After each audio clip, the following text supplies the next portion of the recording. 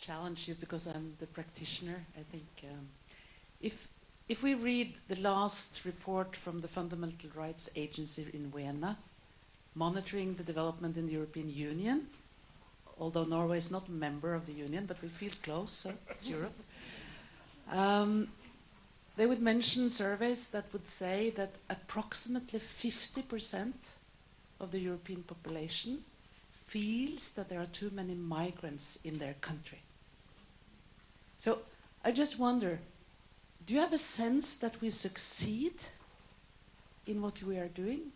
Because if you look at the trends, we are really not succeeding. Because we are the preachers. We believe in the multicultural, historical learning, human rights education, and I really do as well. But if you really look at the present, so could you reflect on that?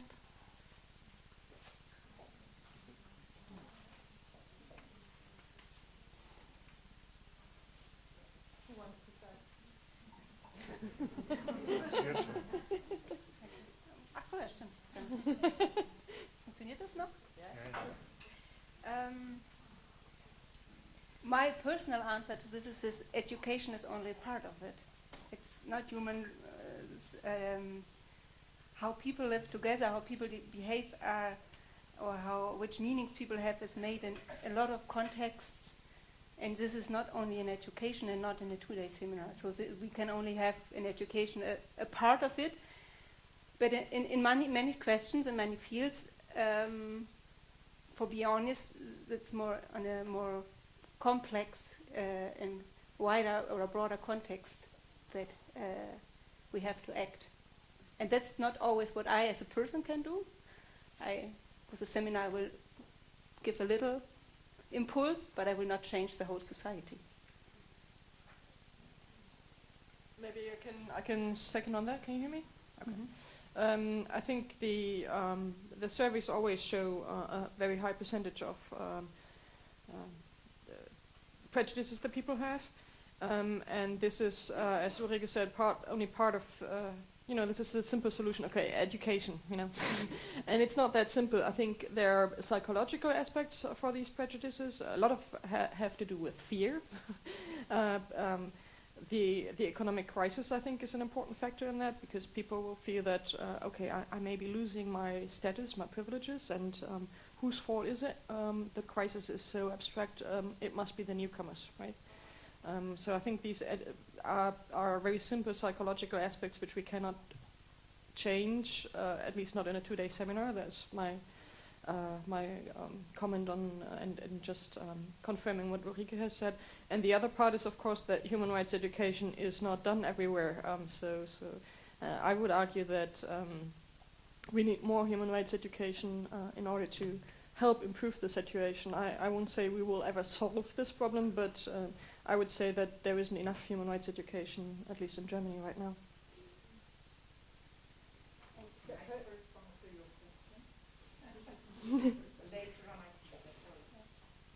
No, not much to add to that, but because you talked about preaching, remember the poem yesterday, Beware of Preachers, and this translated into the political debate, maybe beware of always having a truth about what is politically correct, so leave space for a democratic debate of many things. And this is kind of transforming educational methods perhaps into society. And of course we cannot change society as individuals, but we can contribute by that.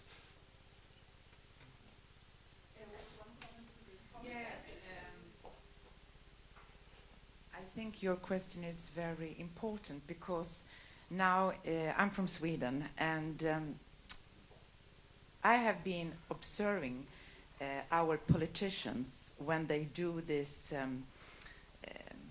They make statues, Today, I read yesterday on my trip to Trondheim that now our Prime Minister and the government had decided to say yes to all the immigrants, refugees coming from Syria.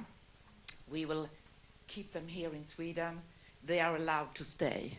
Okay, that's very nice from my point of view, but to a lot of people, that means what you said, oh my God, what does that mean for me and my situation? And I think there is a gap between the politicians and the human right education. And I think it's so important that people who work in governmental organizations really understand the importance of communicating this kind of message. You have to reasoning and you have to declare and explain why this is important. And they don't. They just put it like, yes, now they are welcome. But why is this important? And they never relate to history. They never relate, at least not in Sweden. So why don't we, I think all politicians and all bureaucrats working with this kind of statements need this kind of education. It's not only for universities and schools. So that is my my comments to your question. I just wanted to provoke you a little bit in the beginning about reality. It was past and present. Maybe one more comment on that, and then we have quite some... No, then go on. If you want related directly to that comment, then you're back. And then I open the floor for you. Thank you. Schurberg, Council of Europe. I think Ingrid Schuller's question is very important, but I think it also gives rise to maybe one counter question and one comment. The counter question, of course, is what would the percentage be if it did not include human rights and democratic citizenship in our classrooms? The figures might well have been even worse. And the second question, in a sense, is, now, given these are the figures, what kind of education do we need? Actually, do we have the right kind of education? I certainly believe that historical learning is a part of the answer. But one important function of education, of course, is also to develop analytical capacities, actually to develop the competences that would make you see that there are not necessarily very simplistic answers to very complex questions. So the fact that you have more foreigners doesn't need that these foreigners take away the jobs that you would like to do. In fact, if you had no foreigners in a good part of European countries, our health system would be much worse, our service sector would have been much worse, and we would have been much poorer for it. It's a bit like some politicians actually wanting to their own countries to export as much as possible, but not to import anything. You know, so I think a part of our education systems also have the duty to help us resolve some paradoxes and see both sides of the issue. Thank you. Thank you very much for again placing this in the broader framework which we learned about yesterday from Snezana Markovic, the overall picture of what should education, none the least human rights education, history education, contribute to educate tomorrow's citizens. I'm now collecting some questions. Please post them after each other, and then you can also answer together in order to save a little bit of time. I'm not able to call everybody by the name, so please introduce yourself. I think you're Paula, and then it was you and Joke van der Roof.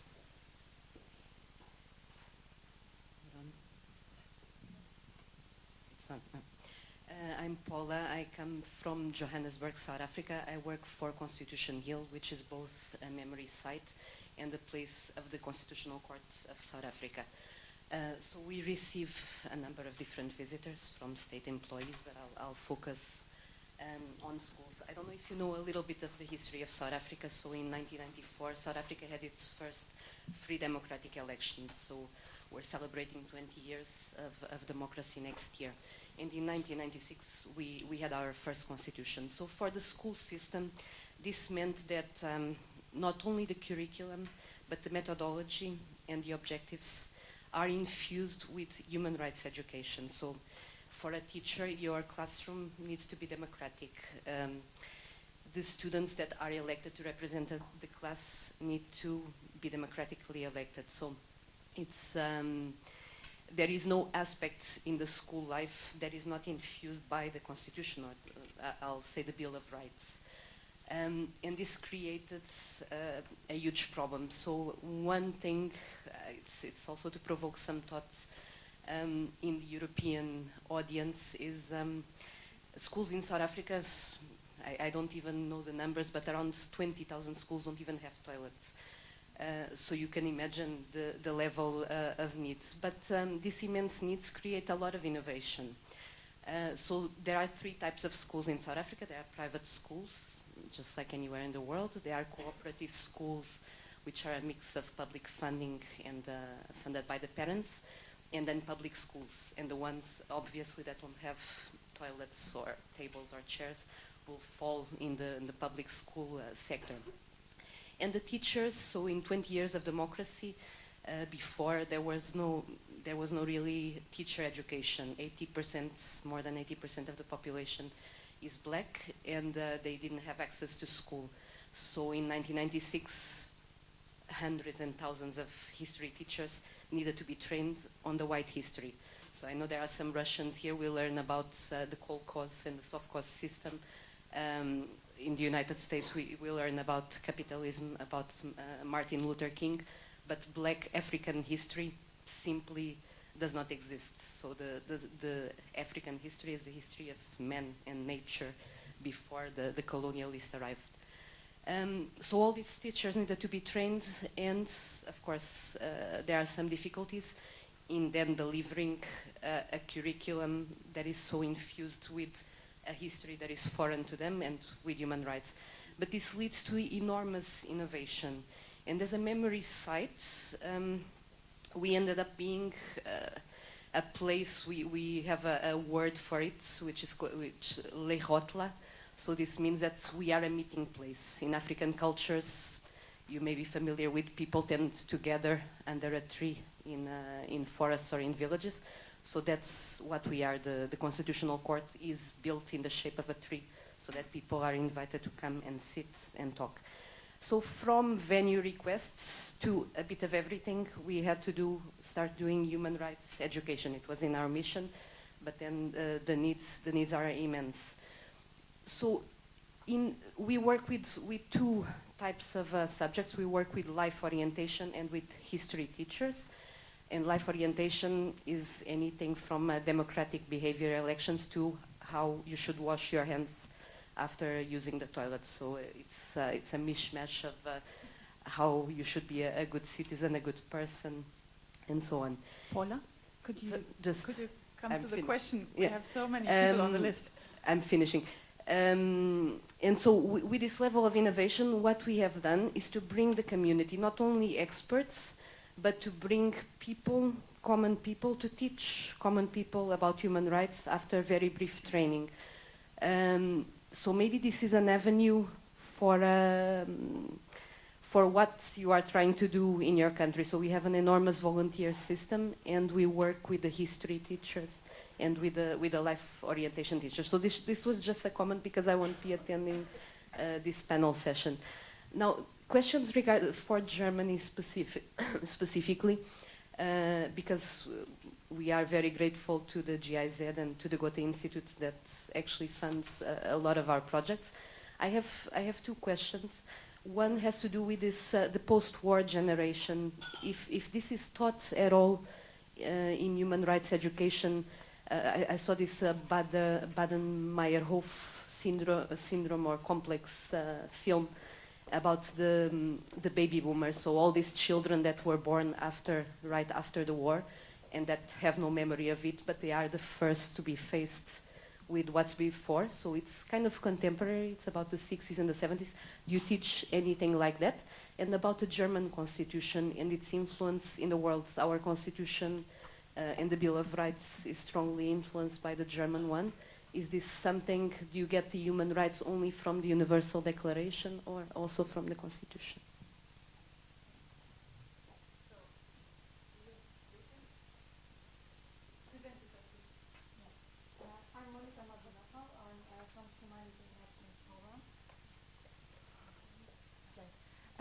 Hello, I'm Monika Mazur-Rafał. I'm from Humanity in Action Poland. And I would like to follow up on the two previous questions on the challenges of human rights education. You mentioned the challenge of preaching to the convinced. You mentioned criteria, the lack of criteria, how to measure the quality of our work. And I would like to refer to Dr. Lenz.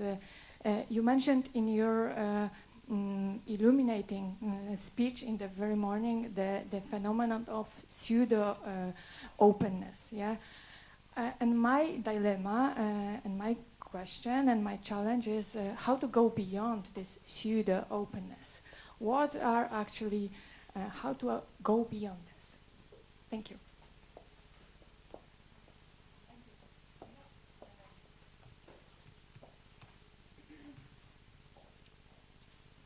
I'm Joke van der Leeuw. I represent Euroclio, the European Association for History and History Education. And I would also continue a bit on the issues we have been talking about. Because I was wondering, we saw a very clear German experience, but I know that there is very little in curricula over Europe, in history curricula, about demands for human rights education anyway. So I wonder if that is more elaborated in Germany, or that you see that a lot of people are just doing it without any sort of real begging. The second point is, and I was a bit shocked about the fact that the teacher immediately was blamed for an answer of students, because I wonder, there is very little experience, and it's said by you in a way also, what really works. We saw an interesting project, but it's a project, and it reaches out to a limited amount of people. So what we hear is that it has to be done, wise advice, but a lot of practical tools to really make it happen in classroom do not exist at all. So how do you solve that question? I mean, it's good to talk about it, but we really need far more support politically in curricula and in the hands-on material, which also have effect. I think that's really the issues we have to look at. So, you have got some questions. Who's going to start? Okay, I will pick a few and not going to answer all of them because otherwise we will probably take too much time. You mentioned that the question of the constitution.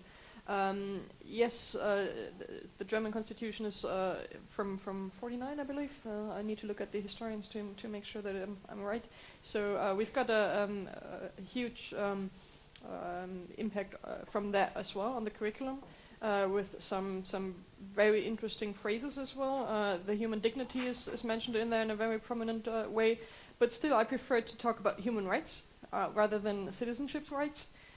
Because otherwise we will have a blind spot on those people without a German or EU citizenship, right? So that's why I prefer to refer to human rights, because people without papers or people from asylum seekers, etc., they don't have the same rights in the constitution, right? They just have a limited scope of constitutional rights.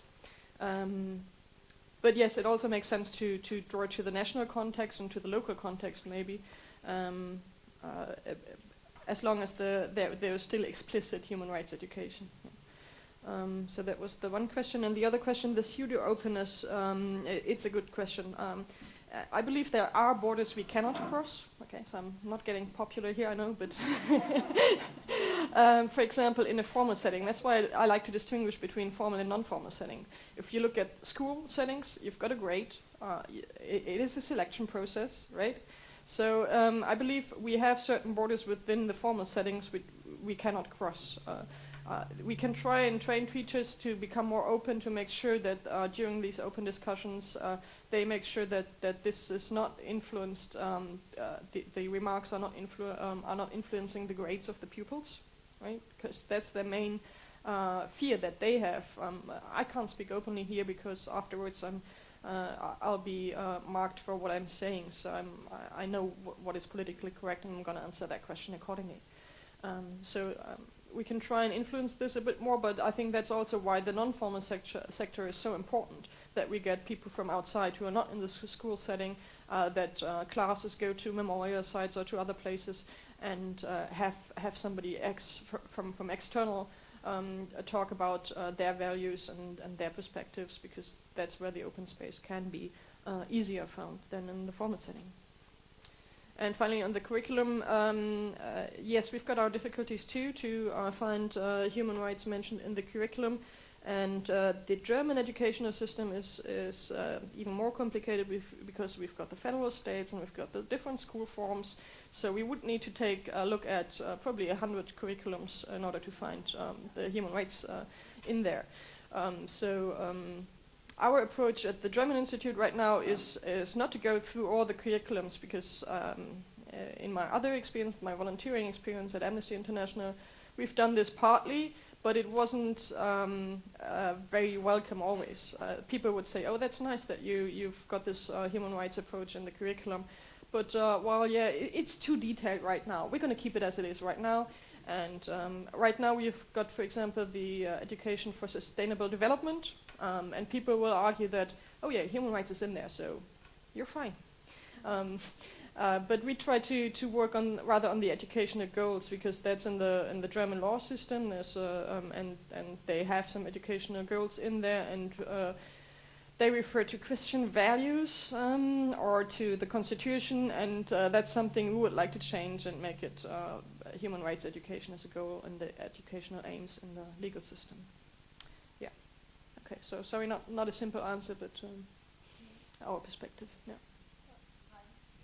Very shortly complimenting this, and thanks for the question from South Africa, because about 2 years ago I had the great chance to listen to Albie Sachs, one of the judges of the Constitutional Court of South Africa, presenting the project of the memorial site. And from what I said before about how I like to combine historical and human rights learning, I think this is for me perhaps the ideal memorial site, where you have a site of former repression, prison under apartheid, and now you have the Constitutional Court right put into the middle of that. That's fantastic. I'm not saying it's a model for for everywhere, but I think it's great. Now, as to the Constitution question, the problem for me is the other way around. I will never forget when we set up our projects in the Nuremberg Documentation Center on the former Nazi party rallies to the state authority that was financing and also supervising these projects. And I presented our ideas about how we wanted to relate the Nazi past with human rights education, and especially with the Universal Declaration of Human Rights. After a while, the question of this functionary of the state was, but why the hell are you talking all the time about the Human Rights Declaration and not about our Constitution? So I was really shocked, but that's the way we were talking about these things in Germany. We referred to the first 20 articles of our basic law. It covers more or less, but not completely, the human rights as set down in the Universal Declaration. And it is citizens' rights, as you said. It's not human rights, because it applies to German citizens. Some of them now, through judicial interpretation, apply to everybody living in Germany, but it's still a tricky question. So I think we have to go beyond that, and we can always take a starting point in the Constitution, but then we have to come to universal human rights, and that's also The reason because we at least prefer the UN system to the European system, because the European Convention on Human Rights is more limited than the Universal Conventions and the Universal Declaration. I think we have to go towards the end of that. Perhaps from the memorial perspective, you were mentioning the notes that pupils get at school. We at the memorial, we are a little bit the situation out of. We have another interesting situation. When people come to memorials, everybody knows what's the right way to speak about this. And so we tried to with this associative methods and other provocative stimulus at the beginning, to get little bit in contact with the participants and what they really think or mean about that. And that's quite interesting, because first everybody's saying, yeah, memorials are important, history is important, and then, but there are methods you can get deeper and know to the point where people say, but. That's very but in the media is too much talking about it, but in certain political topics you cannot talk about what you really think. I think, from we encounter both, but in a little bit in another way, and it's a way of finding methods on this. And the question of human rights and constitutional rights, we also have, especially with our participants from the state institutions and their training, they have also law and everything, and they know all these contents of human rights. And we, with our perspective, we try to put it in this historical view and adding perhaps a perspective why we need this international control or international law, because institutions are not always, how we say, kannst du mal was für mich übersetzen?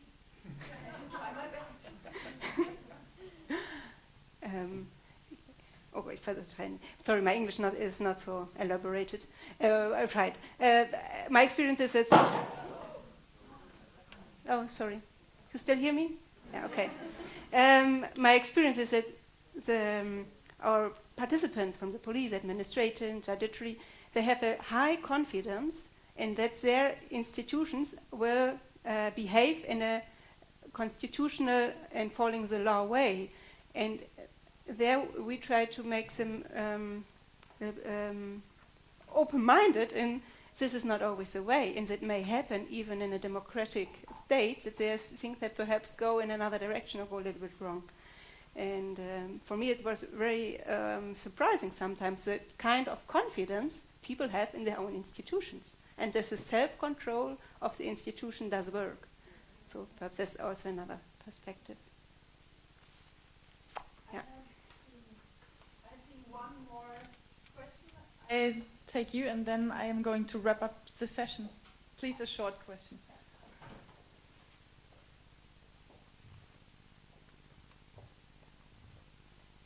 I have a very practical question for Ulrika Pastor about the method you used. It seems like, but correct me if I'm wrong, that you first addressed examples from the past and then from the present, and let the participants talk about that. I wondered if you discussed to turn it around, to first let them talk about present issues, about refugees or immigrants, because perhaps it helps people, that if you first talk about the horrible past, then people may reflect on present issues more politically correct. And if they first think about the present, will they be more open? And then if you confront them with the past, there's maybe a more open discussion.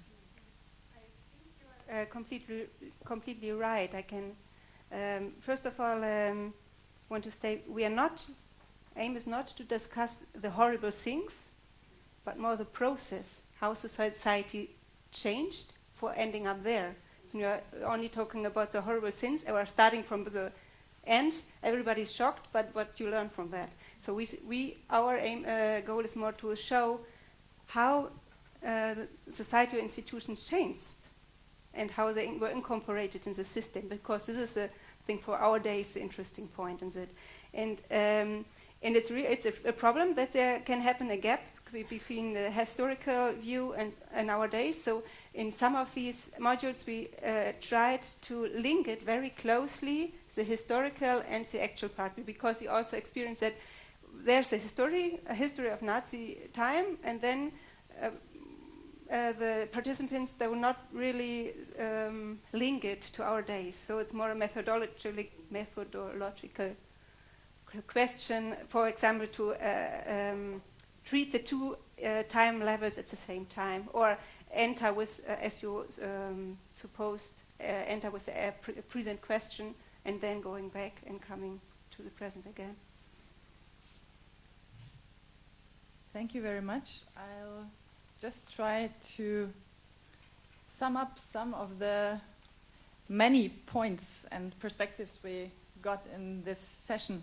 I think we got a pretty good overview about what human rights education is, how it can be linked to history, historical learning, and especially also I think the focus was on history teaching at memorial sites.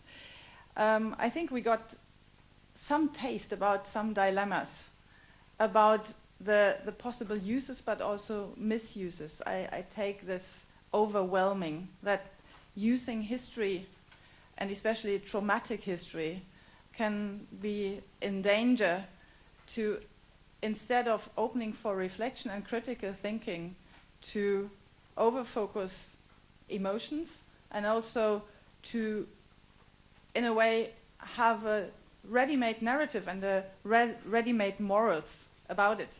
So maybe one own remark from a Scandinavian history didactics background, I already told Sandra, which might be a slight different to the German context, is that in my experience in the Scandinavian discussion, it's a very strong focus that historization and historical thinking is about reflexivity. It's very strongly linked to reflexivity.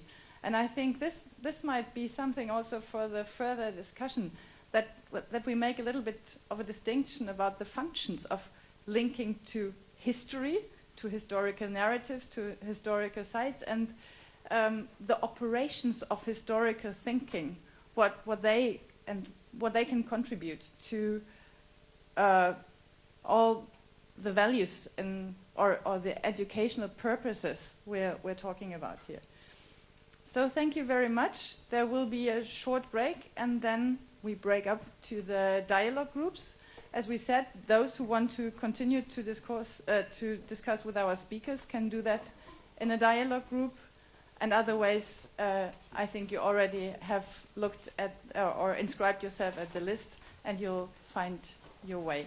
Thank you very much for now.